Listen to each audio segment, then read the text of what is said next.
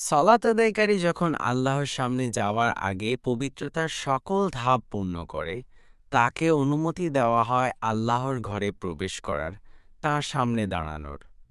মসজিদ আল্লাহর ঘর, মসজিদ ইবাদতের স্থান। এই কারণে অধিকাংশ ইমামের মতেই ফরজ সালাত মসজিদে আদায় করা ওয়াজিব।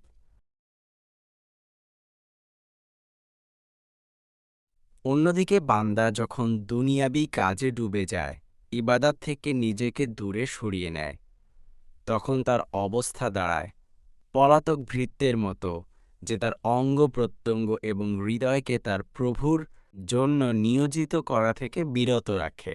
অতঃপর যেই মাত্র সে ভৃত্য তার প্রভুর নিকট ফিরে আসে, তার অবাধ্যতা আনুগত্যের রূপ নেয়।